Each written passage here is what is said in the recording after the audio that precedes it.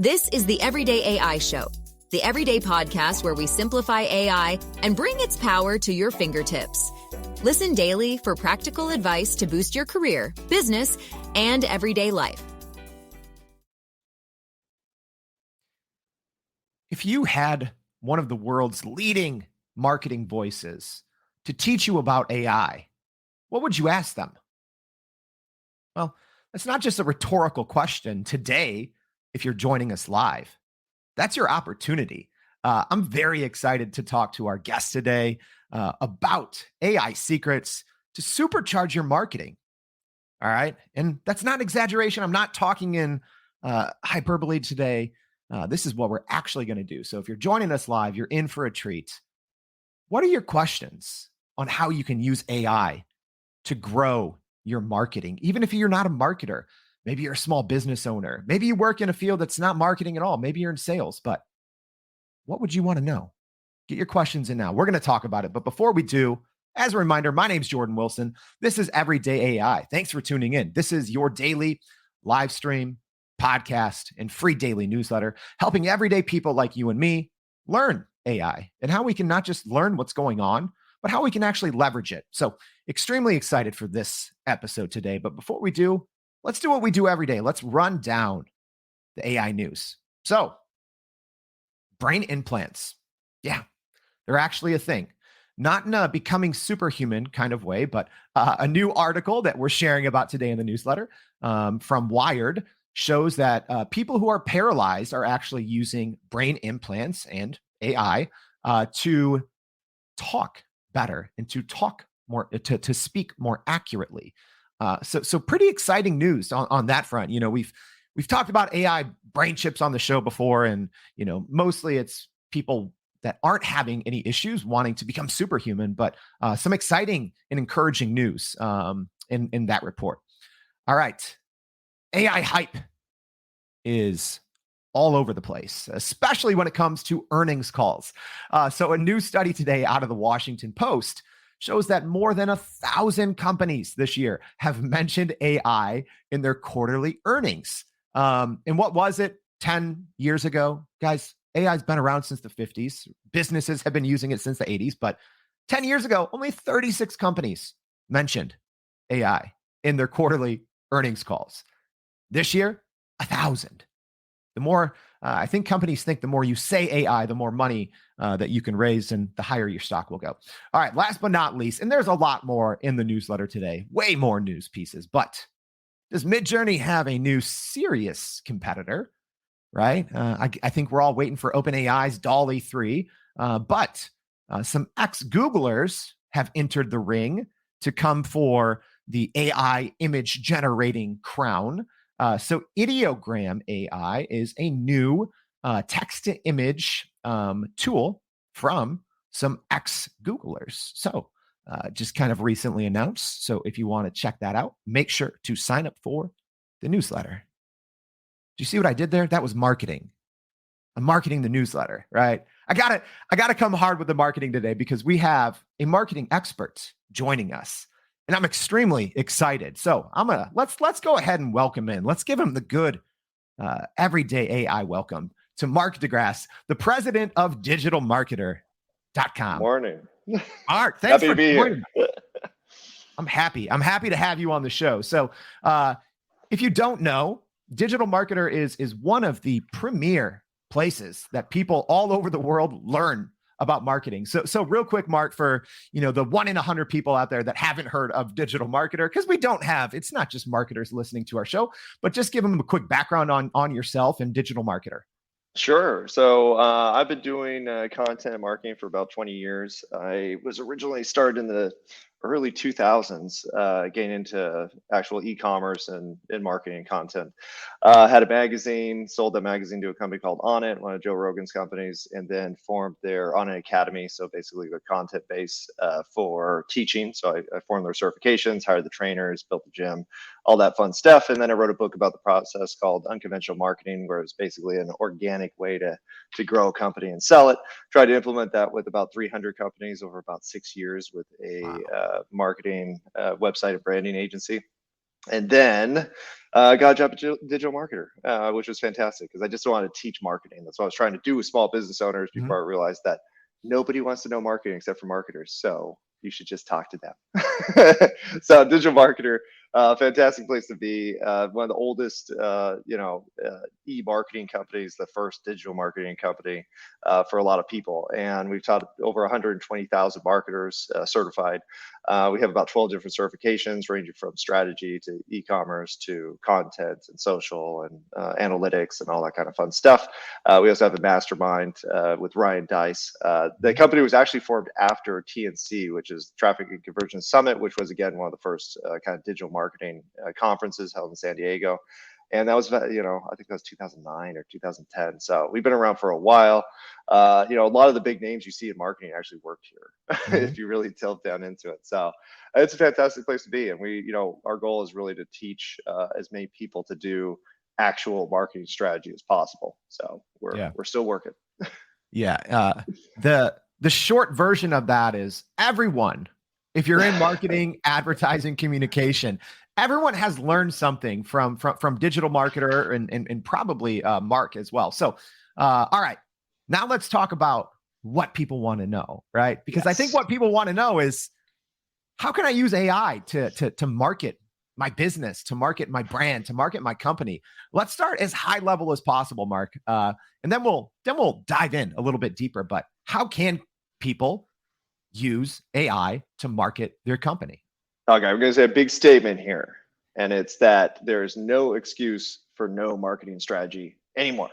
Because what you'll actually find with most companies is they don't have a marketing strategy. What they have is like some goals and some marketing stuff that they do, but they don't have a cohesive approach to the entire process of marketing. They don't connect social with their blog, or their blog with their email campaigns, or their email campaigns with their paid ads, or the paid ads with their SEO. Like, all of these things are completely siloed, and they have been for the last 10, 15 years, primarily because all marketing started to rely on paid advertising, primarily through Google. So you didn't need to be good at marketing. You didn't need a strategy. You didn't need anything other than a product and some cash, and you could just throw it, some ads at it, and, oh, look, I'm making money.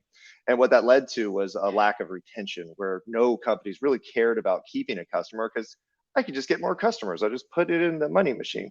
And so what happened was marketing strategy kind of went out the window, because it just wasn't necessary for most companies. You didn't have to be good at marketing, didn't have to be good at branding, didn't even need a good product most of the time, because there's always new customers. Now, what's happening today is that you're having, the economy's not doing great. People have less money. People are being really focusing on their purchases. They're not spending money like, oh, whatever, who cares?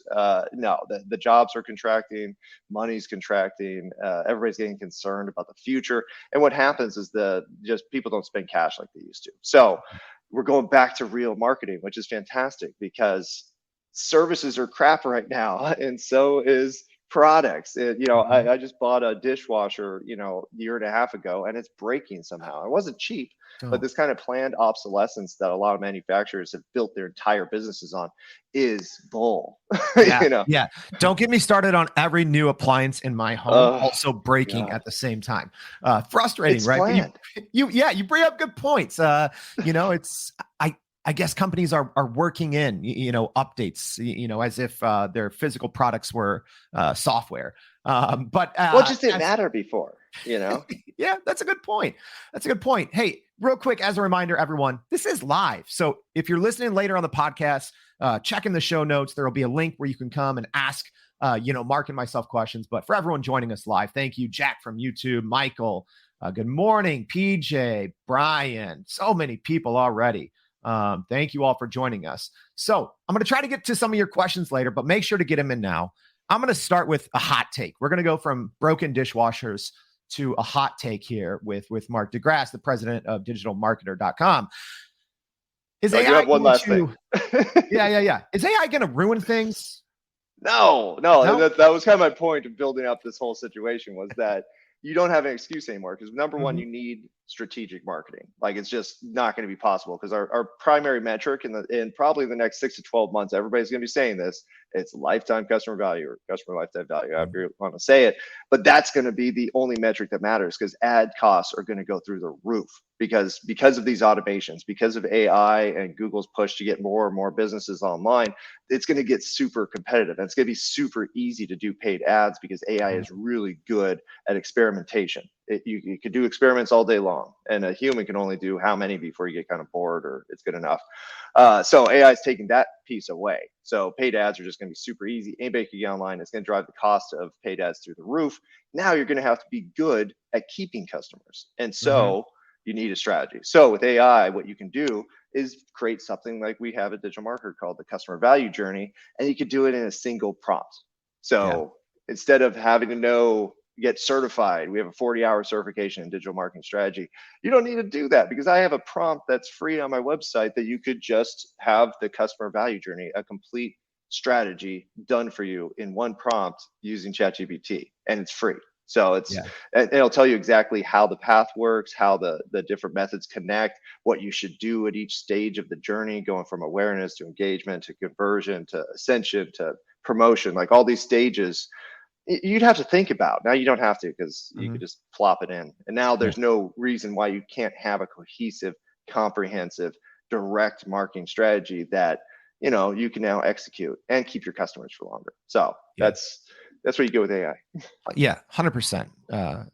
The way AI can even, to your point, Mark, just an ideation and strategy alone, I don't think people fully realize. And if you heard Mark mention, his website, hey, don't leave us now. Stay on the stream. We'll put it in the newsletter. So stick with us and get your questions in. So, we already have, I think, a good question here from Dr. Javi Castro. So let's take it one step further. So he's asking, what are some common mistakes companies make when it comes to marketing? But let's take it one step further, Mark, and say, how can you fix it with AI?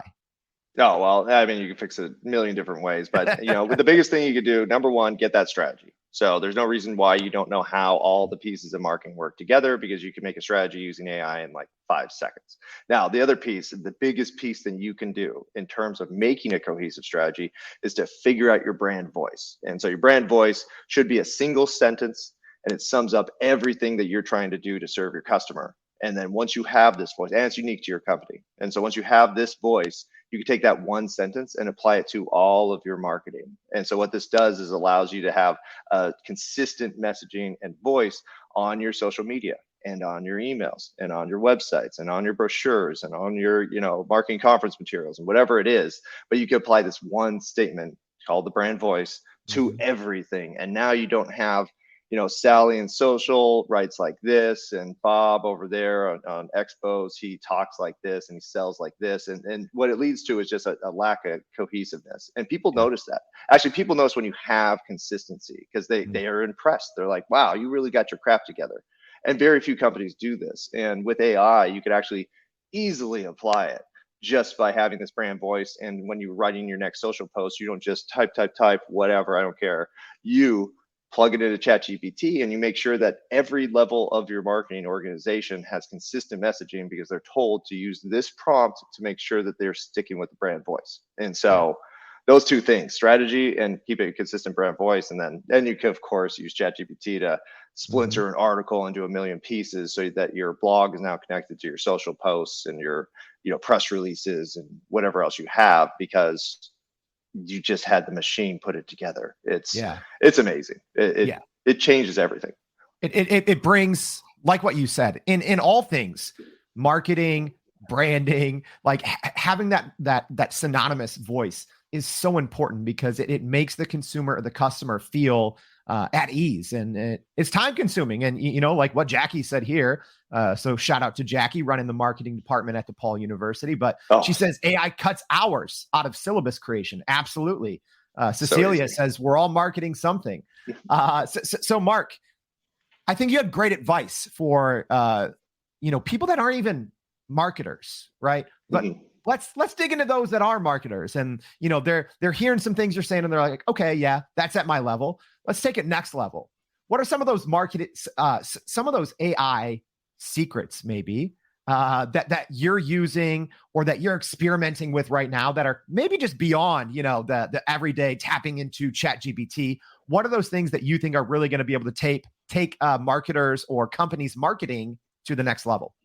I'll give you a big one, and I've told this to a bunch of people because a lot of people say like, I don't need to write articles anymore, or I don't need to write emails anymore. I don't have to do these things because I have ChatGPT. The problem is if you do it wrong, which is just type in write an email firing Bob, and then it's going to give you whatever format it has, averaging all of the firing Bob letters online or firing somebody letters. Mm-hmm. The problem with that is that's, again, very inconsistent. Doesn't sound like you. And then if somebody knows AI, like I know AI, I could tell you somebody who did sloppy AI work just by reading what they wrote. Because I'm like, oh yeah, that's ChatGPT talking. But if you want to be consistent, if you want to say, okay, this is me. This is like 90% of my writing style. It's 90% of what I would say, and blah, blah, blah, blah. Then you can do one thing, and it's basically you record a presentation that you're giving, and then you transcribe it using something like Descript or whatever you want. There's a million transcription tools out there. And then you use that to drive your prompts. So instead of just saying, hey, write a letter, blah, blah, blah, you could take a portion of something that you said versus something that you wrote. Because a lot of times people think like, okay, I'll use an article, and I've done this. I've written a lot. So I can use any article I wrote, and it'll generate an article or whatever content I want based off that article style. But it still is not quite there. But if you do a transcription of you presenting, then the writing turns into this conversational, fun, interesting version of you that you can now write anything you want. I've written books, I've written articles, I've written, I mean, I could write anything, and it sounds pretty much like me. It's actually scary enough where I've written stuff using AI, and then I go back to it and I can't remember which parts of an article I wrote and which parts were written by AI because it's so similar to me, Yeah. But the trick to it is that you can't just take your writing that you did in the past and then plug it in, because it'll be okay, but it's much better if you do a solid presentation, transcribe that, and use that as your training for the AI, and then you could write anything, and you yourself won't be able to notice half the time.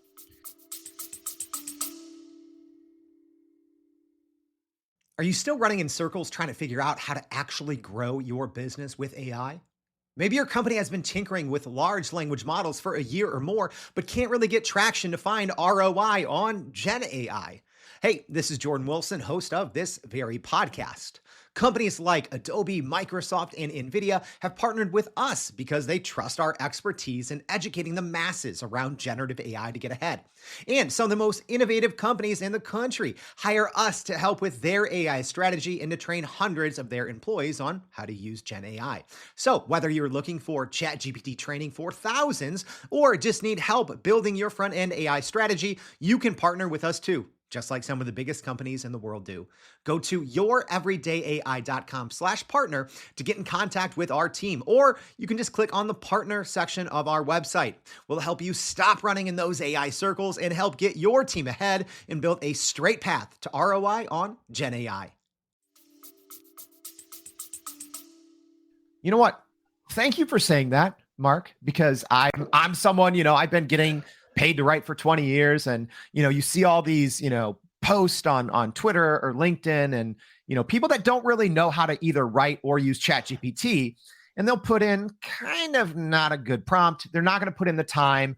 I call them these copy and paste super prompts, and you get garbage out, and people say, see, look, AI's not good, but you have to know how to do it, right? So you just walk through that process. We even teach that. I'm looking at my watch now. We have our PPP course in like an hour, 15 minutes, but that's what we teach. You really have to work with ChatGPT. So kind of talk people through that process, that it's not just, oh, I'm going to just put this in, and it's going to be perfect, right? You have to work with it and give it the access that it needs.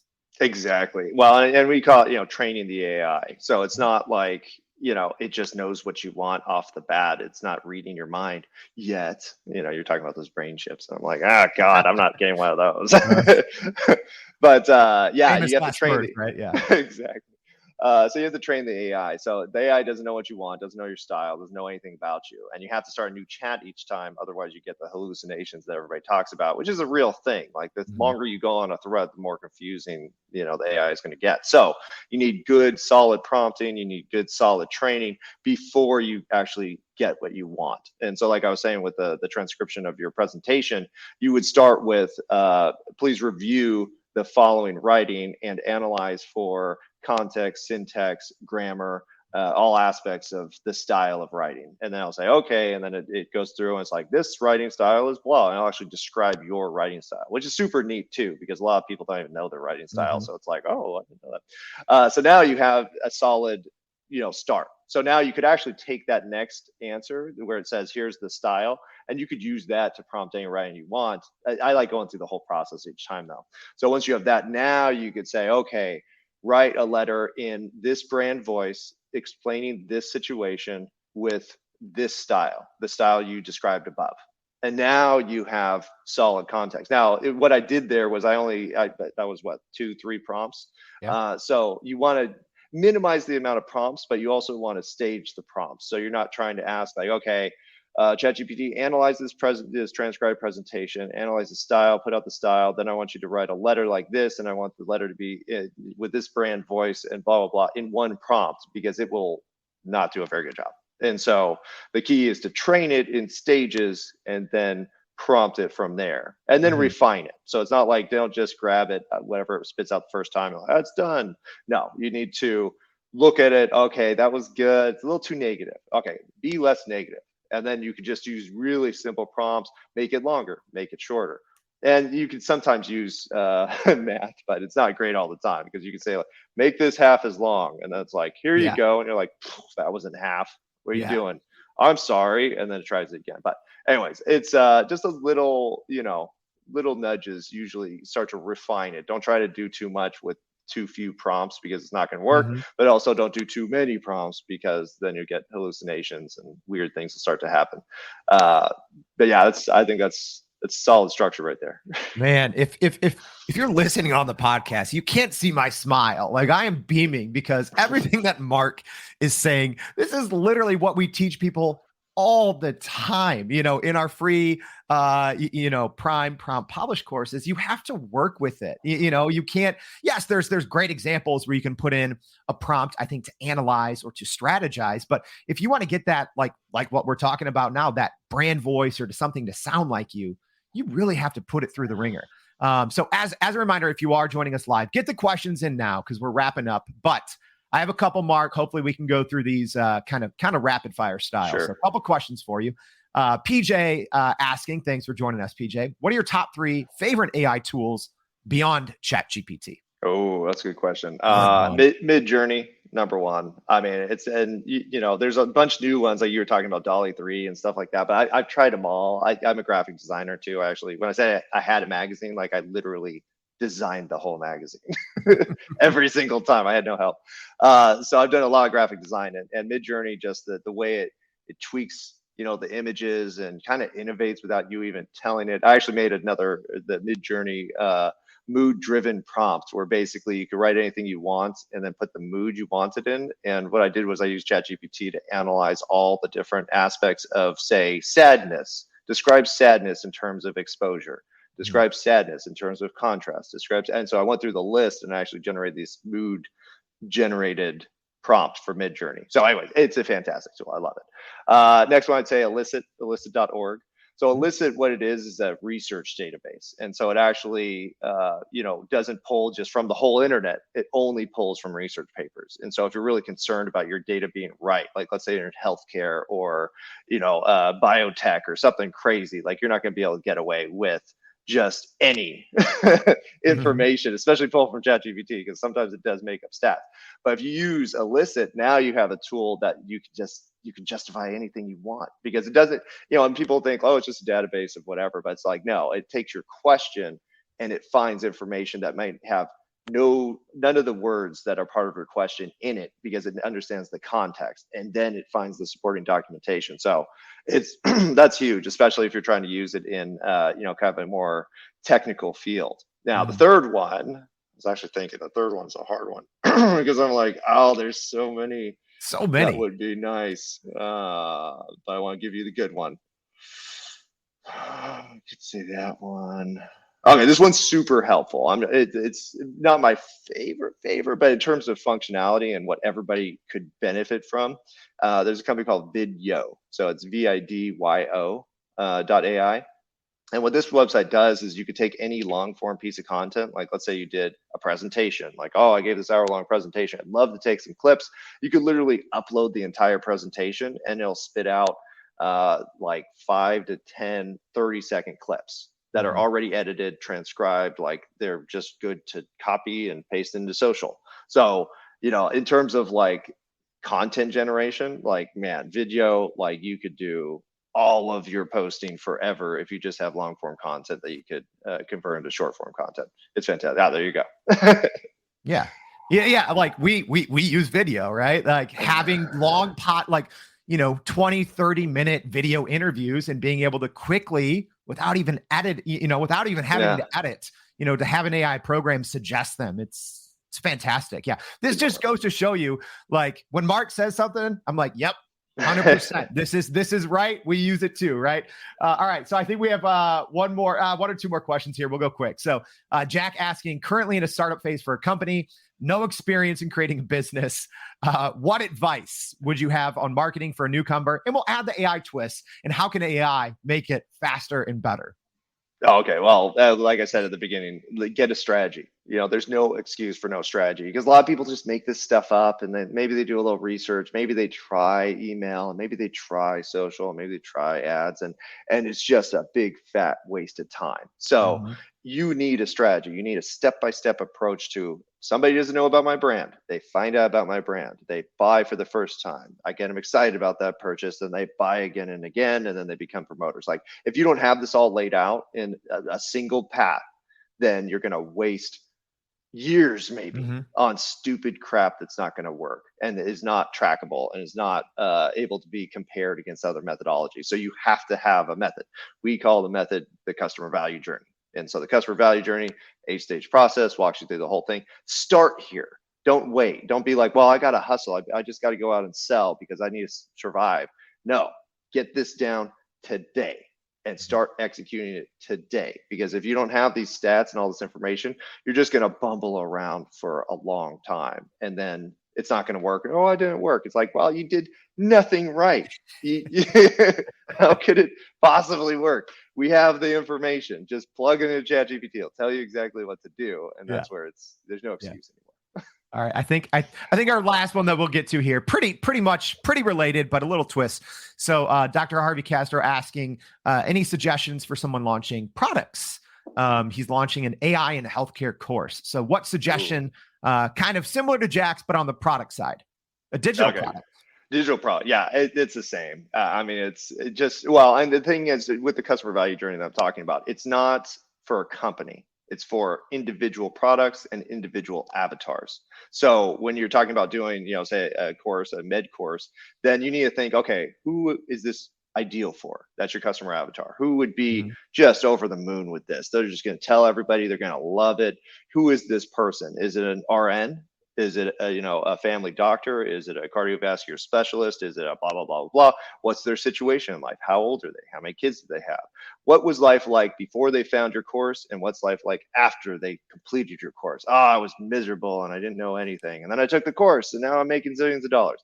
That's what you have to start with, that vision. Then once you have that, now you create an individual customer value journey. Okay, so we have the course. The course, let's say it's an expensive course, $5,000 course. Okay, that's an ascension item then, because your conversion product, which for us is stage 4, has to be a cheap, no-brainer, small commitment, $10, $20. It's like, okay, I have this course, it's $5,000. I'm going to give you lesson 3. Lesson 3 has made a huge impact on people. So you get lesson 3 for $20. Hey, try $20. I have $5,000, $20. It's so easy. So that's a conversion product. Now you can get them excited about that lesson. Now you can send them to the big purchase, which is later on. And leading up to that, you have 3 other stages. You have awareness, you have engagement, and you have subscription. And so these are other marketing tools that you have to use to get people aware that the course exists in the first place and get excited about it. And then finally, okay, I'll give you my, you have an ebook version, and it's free. Okay, yeah, I'll give you my email for the free version. Then they download the book, and now you try to sell them the $20 lesson, and then you get them excited about that. Now you try to send them $5,000. So I would say you need your customer value journey. You need to know who your customer is, and then you're done. Then it takes care of itself. It all goes back to that, knowing your customer and understanding the journey. Mark, wow, we literally went over just I know. about I'm like, oh, I gotta take myself. like the highest level. This was if you're just tuning in or you're tuning in late, make sure you hit rewind. Listen to this one front to back. As someone that's been in and out of different marketing and in writing and advertising roles for 20 years, what Mark just dished was a high level AI meets marketing masterclass. So make sure to rewrite this one. As we wrap up, any parting words of advice, Mark, that you have for anyone trying to use AI to grow their marketing? Okay, I'll tell you this, and this is for everybody. If you're like, I just want to get into it, I don't know how.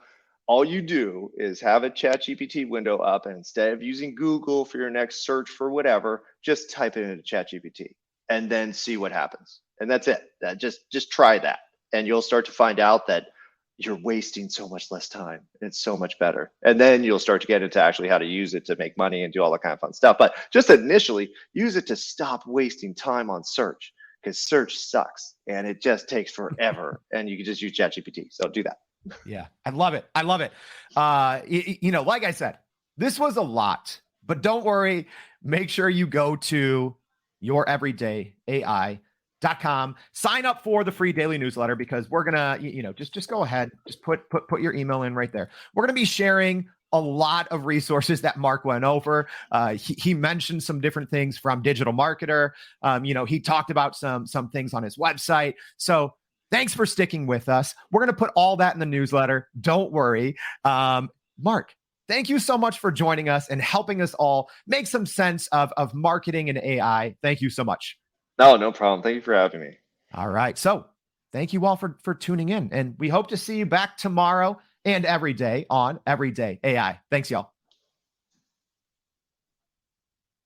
And that's a wrap for today's edition of Everyday AI. Thanks for joining us. If you enjoyed this episode, please subscribe and leave us a rating. It helps keep us going. For a little more AI magic, visit youreverydayai.com and sign up to our daily newsletter so you don't get left behind. Go break some barriers, and we'll see you next time.